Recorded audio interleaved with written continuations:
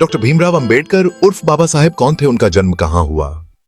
Doctor Bhimrao Ambedkar उर्फ बाबा साहेब को लोग भगवान क्यों मानते हैं? बाबा साहेब ने समान अधिकारों के लिए कौन कौन से कार्य किए? समाजवादी पार्टी, सपा और कांग्रेस दलितों के साथ है या ये केवल एक अपवाद?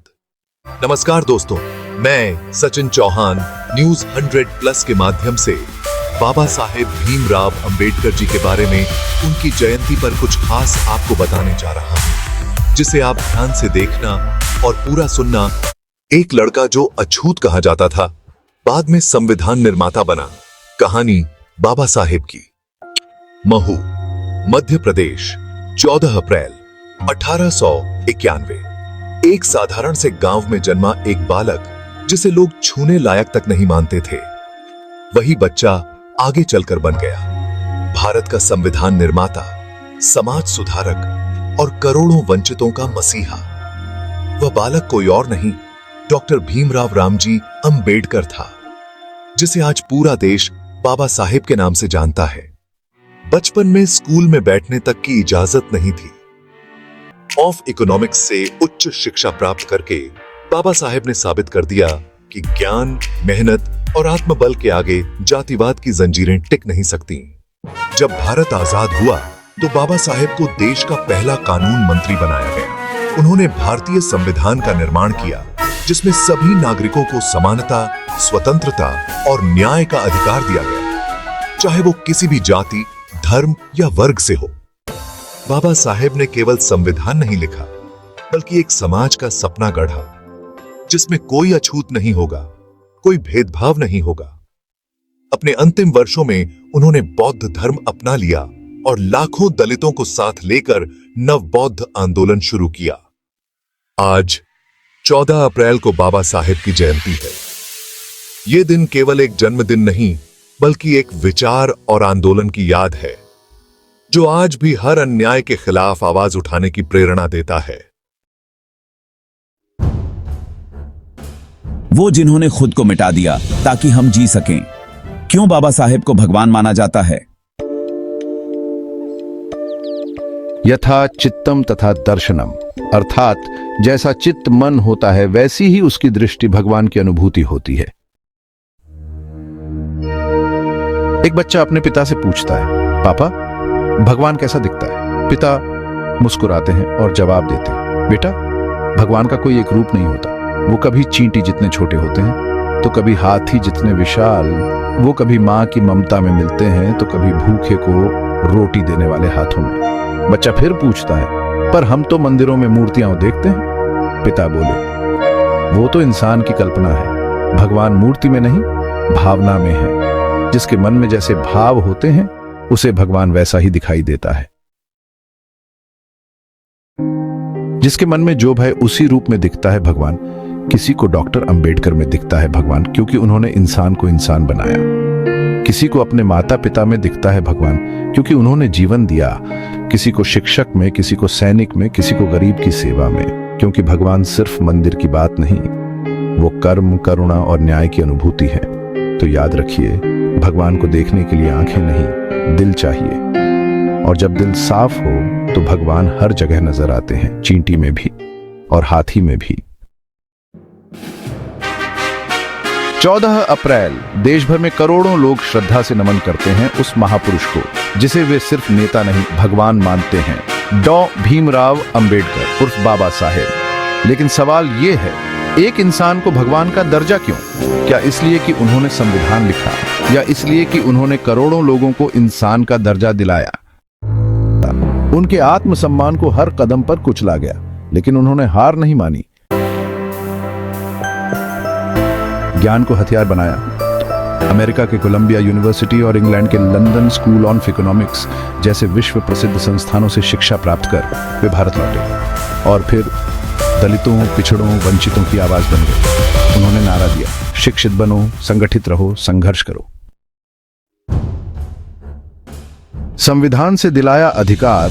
जब भारत आजाद हुआ तो डॉ अंबेडकर को भारत का पहला कानून मंत्री बनाया गया। उन्होंने ऐसा संविधान लिखा जिसमें हर नागरिक को समानता, स्वतंत्रता, शिक्षा और न्याय का अधिकार दिया गया। उन्होंने वो अधिकार दिलाए जिन्हें सदियों से दबा दिया गया था। इसलिए भगवान मानते हैं जिसने छूने लायक न माने गए इंसानों को जीने का हक दिलाया, जिसने समाज के सबसे कमजोर तबके को आवाज, अधिकार और आत्मसम्मान दिया, जिसने करोड़ों लोगों को अंधकार से उजाले की ओर लाया। वो सिर्फ नेता नहीं, क्रांतिकारी संत, मुक्तिदाता बन गया। इसलिए आज भी लाखों लोग उनके सामने हाथ जोड़कर नहीं, सिर झुकाकर खड़े होते हैं। उनकी मूर्तियां सिर्फ आदर्श की नहीं, आस्था की प्रतीक बन गई हैं। बाबा साहेब विचार, संघर्ष और आत्मसम्मान का प्रतीक। 14 अप्रैल को मनाई जाने वाली उनकी जयंती सिर्फ एक जन्मदिन नहीं, बल्कि हर उस व्यक्ति की जीत का उत्सव है जो कभी दबाया गया, ठुकराया गया, पर आज सिर उठाकर जी रहा है।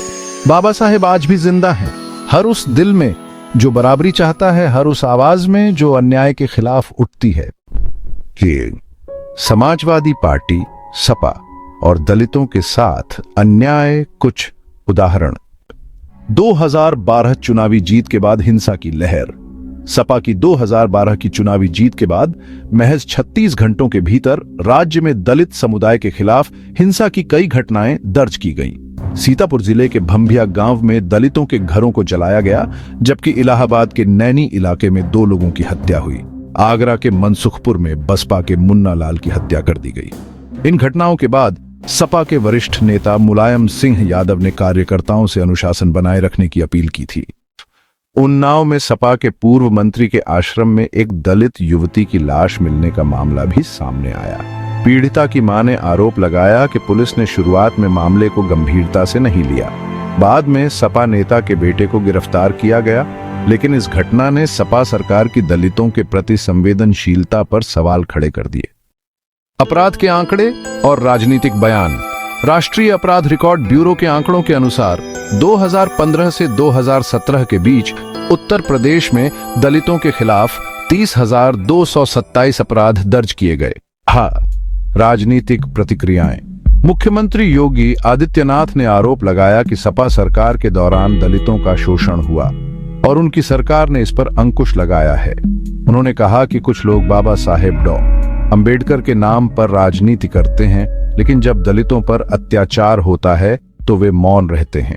पड़ोसी देश बांग्लादेश में हिंदू जो बड़ी संख्या में जुर्म जाति के वहां शिकार हो रहे हैं, उसमें अधिकांश संख्या उन दलितों की है, उन वीकर सेक्शन के लोगों की है, कमजोर तबके के लोगों की है, खासकर दलितों की है, जिनकी भारत देश में बहुलता होते हुए भी बंटवारे में जबरन उनको बाबा साहब डॉक्टर भीमराव अंबेडकर को संविधान सभा में चुनकर भेजने की सजा के तौर पर पाकिस्तान को दे दिया गया।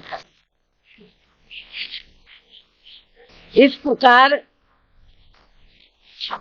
बाबा साहब डॉक्टर भीमराव अंबेडकर संविधान सभा में बंगाल के जिस जैसोर खुलना क्षेत्र से चुनकर आए, तो उसे हिंदू बाहुल्य क्षेत्र होने के बावजूद भी षड्यंत्र के तहत पहले पाकिस्तान के हवाले कर दिया, जो अब बांग्लादेश में, और ये सब जातिवादी खेल कांग्रेस पार्टी का था। और अब जब वहां इनका शोषण हो रहा है तो विपक्ष की ये मुख्य पार्टी इस पर चुप है, कांग्रेस पार्टी चुप है।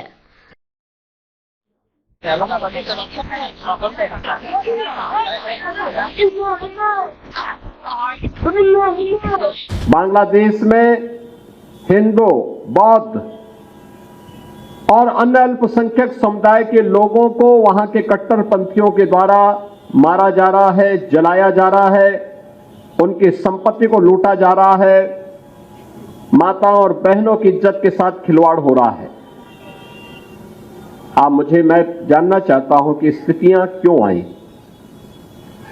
याद करना कि जिन्ना का जिन जब तक इस धरती पर रहेगा तब तक इस प्रकार की अराजकता लगातार डसती रहेगी गरीबों को, वंचितों को, शोषितों को। और यही दृश्य हम वहां देख रहे हैं जो पाप 1947 में देश के विभाजन के रूप में हम सबके सामने आया था।